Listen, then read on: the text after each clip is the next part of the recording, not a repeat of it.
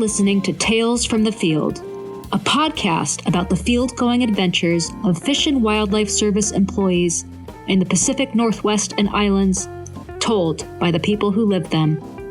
I'm Sarah Levy from External Affairs in Portland, Oregon.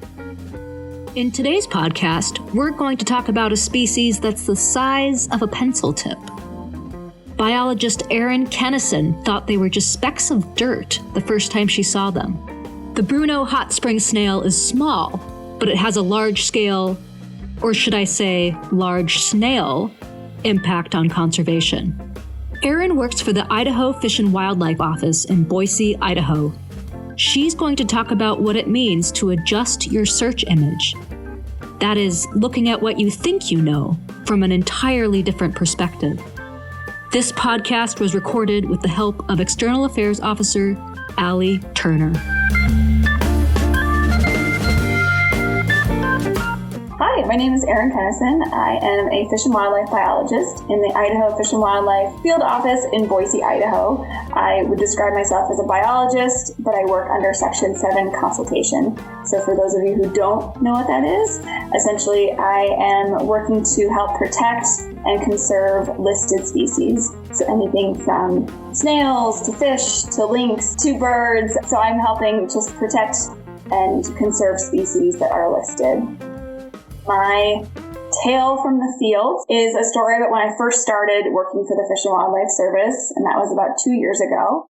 I was given the opportunity to go do surveys for the Bruneau hot spring snail, which is a snail endemic to Idaho. It's also endangered under the Endangered Species Act. And it turns out the Fish and Wildlife Service has surveyed these snails annually since about 2004. So as a new employee, excited to do anything, I, of course, wasn't going to turn down this opportunity. So I went with two of my coworkers, and we drove outside of Boise city limits down to the Bruneau River, which is southeast of Boise. We geared up for our surveys, which included stepping into chest waders, slathering on some sunscreen, and then descending into this canyon where the river kind of wound through. Bruneau hot spring snails inhabit these geothermal springs and seeps, which you might have been able to guess from their hot spring snail name. So our goal that day was to locate those springs, but more importantly, to actually find some of those snails. The Bruneau River is a tributary of the Snake River. It's 153 miles long and starts in Idaho and ends in Nevada. The snails are only found in a 5-mile stretch of this river. The river cuts through ancient lava flows, and in some places, the river burbles with steam from hot springs. There is a large geothermal aquifer below the area where the snails live. Over the past 40 years, people have drawn water from the aquifer, which has dried out snail habitat. The population has also dwindled from predatory, non-native fish. What all this means is that the number of snails has declined in a big way. Without more conservation action, the snail is in danger of extinction. So in order to do these surveys, the three of us walked along either side of the river, up and down, looking for hot springs. And these hot springs could be anything from a small trickle of water, maybe a few centimeters wide, maybe just some water bubbling up in the soft sand of the river floor, or even a spring that had larger flows entering the river from deep within the riverbank. And then when we found one, we'd all bend down and look for snails. Pretty simple, right? I mean, you walk, you look, snails, done. So the first one we found, all three of us were bent down, looking over the spring, and, I waited a few minutes, few seconds, and eventually I said, well, shucks, looks like there's nothing here. I mean, sure, I saw some black dirt or detritus or debris or whatever you want to describe, but it definitely wasn't snails. I mean, it was black specks on the river floor. Turns out I was 100% wrong. What I quickly came to realize was how small the Bruneau hot spring snails are, which I did not realize before going on this survey. I guess I expected something more visible. And I guess I'd describe the size of these snails as, sure, bigger than a pencil tip, but still smaller than the actual pencil eraser. They're dark in color, they just speckle the river bottom. They're inadvertently inconspicuous to a naive surveyor's eye like my own. And the thing is that I hadn't developed the right search image for that little speck of snail on the river bottom. Once I did, I started seeing them and shouting about them and getting excited at every single spring that we found them. And at some springs, there were more than 100 in a small square meter area.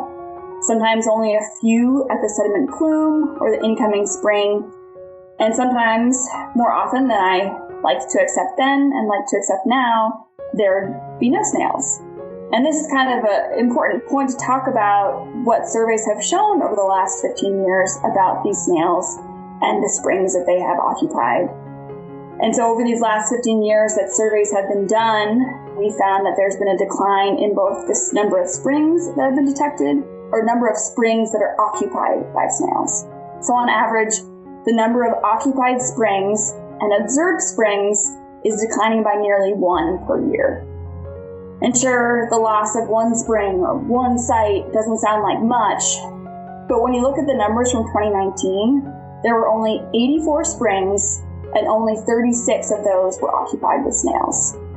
So it begs the question, what do you do when you realize a species you had never even heard about before moving to Idaho is quickly declining?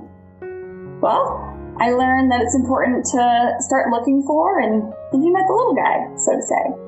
Just because a species is small, and perhaps once mistaken by me as a piece of dirt, doesn't mean that the species is not important.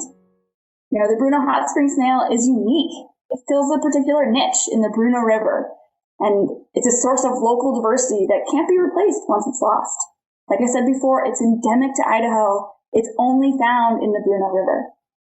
And what's unique about these snails is that they live in these really hot water in these seeps and springs with temperatures between 77 and 100 degrees Fahrenheit. They're resilient to large flood events that often wipe out populations, and they continue to persist despite loss in habitat. So in my eyes, they're a species worth saving and worth fighting for. So on that field trip, and since that trip, I've learned that we all need to adjust our search image. So we're not just looking to protect, preserve, and conserve the big species. Instead, we also need to think about the small species that are just as unique, special, and important in their own right.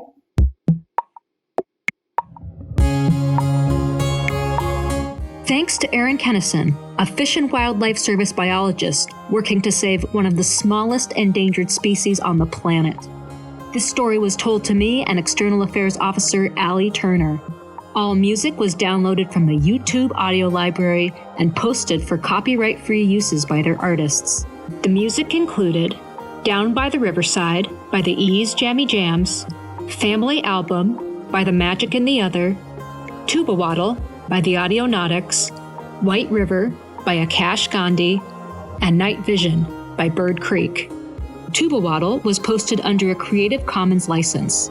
You can find more of their music at www.audionautics.com. This is your host, Sarah Levy. Thanks for listening.